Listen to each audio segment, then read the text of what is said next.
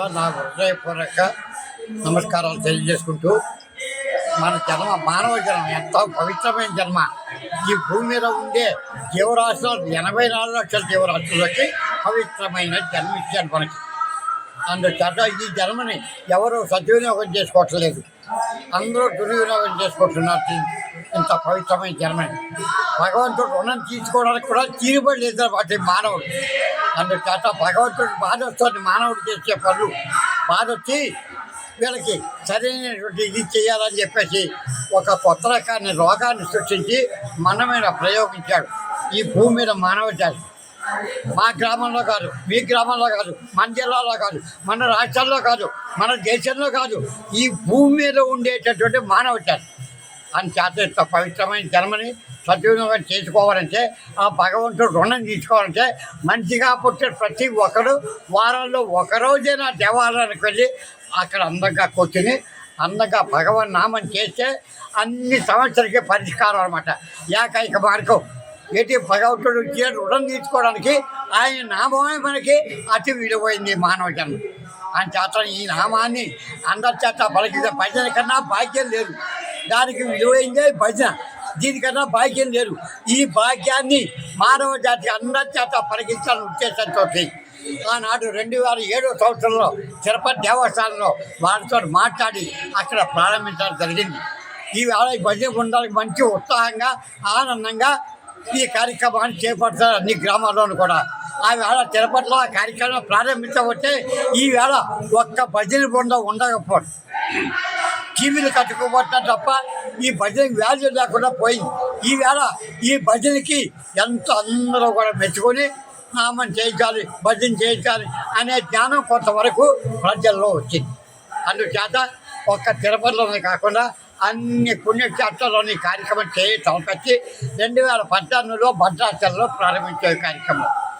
అన్ని పుణ్యక్షేత్రాలు ఇంతవరకు ఎక్కడ విరామం లేకుండా ద్రాక్షారామంలో 8 సంవత్సరాలు జరిగింది. మన అన్నవరంలో ప్రారంభించే ఇది 7 సంవత్సరాలు పూర్తి చేసి 8వ సంవత్సరంలో వచ్చింది. అయితే అన్నవరంలో మొత్తం తిరుపతిలో లాగా అన్నవరాన్ని 300 రోజులు చెయ్యాలని దేశవ్యాప్తంగా తిరుపతి తర్వాత తిరుపతి స్థాయికి తీసుకురావాలని మన అన్నవరాన్ని మన ప్రయత్నాల్లో భాగంగా ఇక్కడ 300 రోజులు భజన చేయాలని పెట్టుకున్నాం. దానికి యువ స్పందించారు. అయితే చిన్న కోరాను, ఇంతకాలం మా సొంత ఖర్చులతోటి మేము వచ్చి ఈ కార్యక్రమాన్ని చేస్తున్నాం. అందుచేత అంత సామాన్యుడు భజన బృందాలు అనగానే కోటీశ్వర్లు కాదు వీళ్ళు, అంత సామాన్యులు కష్టపడి పనిచేసుకునేవాడు. అందుచేత వీళ్ళకి రాను పోను ఛార్జీలు ఖర్చు ఇస్తే బాగుంటుందని కోరేవాడిని. దానికి ఆమోదం తెలిపితే వాళ్ళు ఆటోమేటిక్గా తిరుపతి కన్నా బాగా జరుగుతున్నాయి మన జిల్లాలో ఇక్కడ కార్యక్రమాలు. తిరుపతిలో మన జిల్లాకే బాగా పేరు. అక్కడ తూర్పుగోదావరి జిల్లా భజనలు అంటే నెంబర్ 1 అనమాట దేశవ్యాప్తంగా. ఆ స్థాయి తీసుకొచ్చాం మన జిల్లాని. అందుచేత ఇక్కడ చెయ్యాలంటే కాస్త ట్రావెలింగ్ ఛార్జీలు వీళ్ళు దేవస్థానం వాళ్ళు కాస్త సమకూర్చేటైతే ఆ కార్యక్రమాన్ని అతి త్వరలోనే ఇక్కడ తిరుపతి కన్నా బాగా జరిగేలాగా ఇలాగ వారానికి మన జిల్లా 60 మండలాలు సుమారు ఒక్కొక్క వారం ఒక్కొక్క మండలం వాళ్ళు వచ్చేస్తారు. ఒక్కొక్క మండలం ఒక్కొక్క వారం అనమాట. అలా మన జిల్లా పూర్తి చేసేగానే ఇక్కడ జిల్లాలకి ఈ కార్యక్రమంలో అవకాశం కల్పిస్తాం. ఆ చేతిలో అందంగా జరగాలని నామం అందరి చేత పలికించాలని, ఈ భజన యొక్క భాగ్యాన్ని అందరికీ పంచాలని ఉద్దేశంతో ఈ కార్యక్రమాన్ని తలపెట్టాం. 8వ సంవత్సరం కార్యక్రమం ఇది. దేవస్థానం వాళ్ళు కూడా ఈ సంవత్సరం వ్యాటా మీద బాగా సహకరిస్తారు ఈ సంవత్సరం.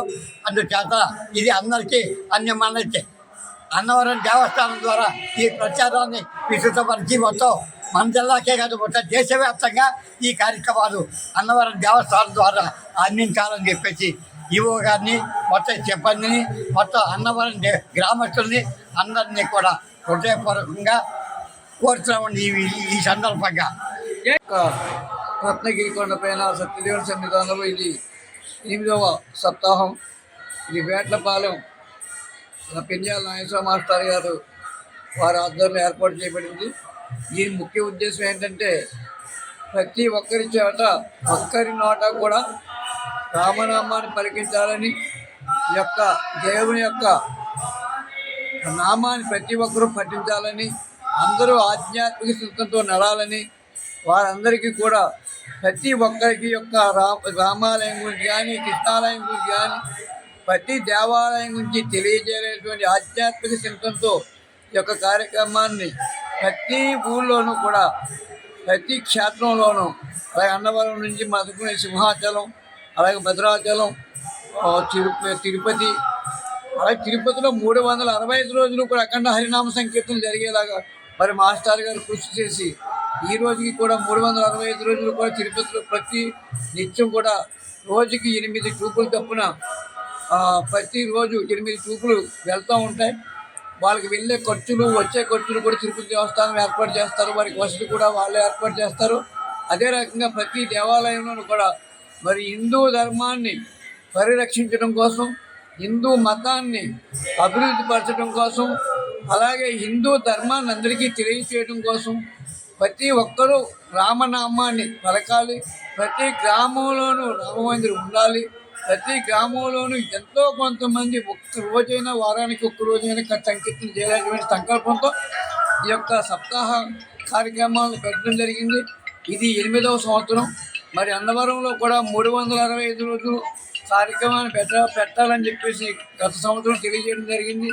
అదేవిధంగా వేటపాలెం మాస్టర్ గారి యొక్క ఆధ్వర్యంలో ఈ యొక్క కార్యక్రమానికి ఇలా టెక్కలి, విజయనగరం, శ్రీకాకుళం, అలాగే ఆముదాల వలస, తూర్పుగోదావరి జిల్లా నుండే కాకుండా అలాగే హైదరాబాదు దగ్గర నుండి అలాగే ఇటు కర్ణాటక నుంచి కూడా ఈ అన్నవరం రావడం జరుగుతుందా.